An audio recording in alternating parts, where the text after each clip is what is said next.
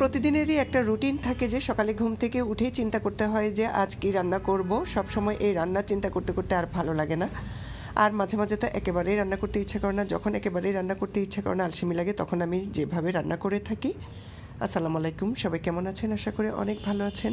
আমিও শুকর আলহামদুলিল্লাহ অনেক ভালো আছি।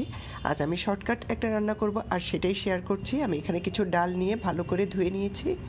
ডালগুলো ভালো করে ধুয়ে নিয়ে এখানে লবণ, হলুদের গুঁড়ো আর কিছু পেঁয়াজ দিয়ে ডালগুলো প্রথমে সেদ্ধ দিয়ে দিলাম।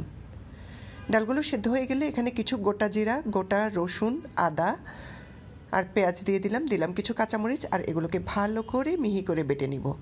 মাঝে মাঝে একটু ডিফারেন্ট কিছু রান্না করলে খেতে ভালো লাগে, মুখে রুচি আসে। আর শর্টকাট রান্না করতে হলে এরকম একটা রান্না হলে একটা রান্না দিয়ে দেখা যায় যে খেয়ে ওঠা যায়, তেমন বেশি কিছুর প্রয়োজন হয় না। তা আমি এভাবে করে মশলাগুলোকে সব মিহি পেস্ট করে নিচ্ছি।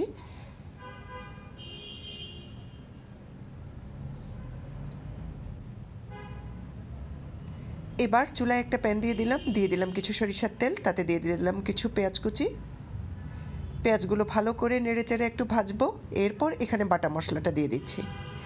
বাটা মশলাটা দিয়ে ভালো করে একটু নেড়েচেড়ে দিব। এবার খুব সামান্য পরিমাণ পানি দিয়ে দিব, মশলার কাঁচা গন্ধ যাতে না থাকে, তাই নেড়েচেড়ে একটু রান্না করব। তারপর এখানে হলুদের গুঁড়ো, মরিচের গুঁড়ো দিয়ে দিলাম, লবণ। এরপর এগুলোকে ভালো করে কিছুক্ষণ কষিয়ে নিব। একদম ভাজা ভাজা করে নিতে হবে, আর এতে করে মশলার কাঁচা গন্ধ একটুও থাকবে না, সুন্দর একটা ফ্লেভার আসবে। এই পর্যায়ে আমি আগে যে ডাল সেদ্ধ করে রেখেছিলাম ওই সেদ্ধ করা ডালটা দিয়ে দিলাম। সেদ্ধ করা ডাল দিয়ে একটু হালকা নেড়েচেড়ে মশলার সাথে ভালো করে মিশিয়ে নিব। এরপর এখানে আমি পানি দিয়ে দেব।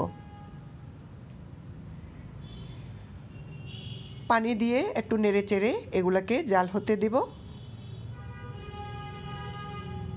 এবার আমি দুটো ডিম নিয়ে নিয়েছি। ডিমগুলোকে ভেঙে তারপর এখানে একটু লবণ আর গোলমরিচের গুঁড়ো দিয়ে ডিমগুলো ভালো করে ফেটিয়ে নিচ্ছি। ফেটিয়ে আমি ডিমগুলোকে ভেজে নিব। আর আমার ডালটা এই যে বলক উঠে গেছে, এখানে আমি কাঁচামরিচ আর ধনেপাতা দিয়ে দিলাম, আর ডিমগুলোকে এভাবে টুকরো করে নেব। ডিম যার যার পছন্দ অনুযায়ী ছোট ছোট টুকরা বা বড় টুকরা করে নেওয়া যায়। এই যে আমি এবার ডালের মধ্যে ডিমগুলো ছেড়ে দিলাম।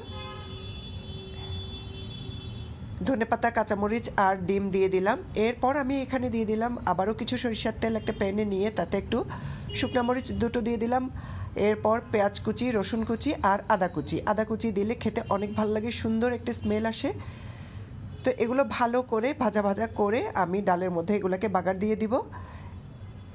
এগুলোতে বাগার দেওয়ার ফলে যা সুন্দর একটা ঘ্রাণ এসছে যে মনে হচ্ছে এখনই খেয়ে ফেলে, আমার রান্নাটা পুরোপুরি কমপ্লিট হয়ে গেছে।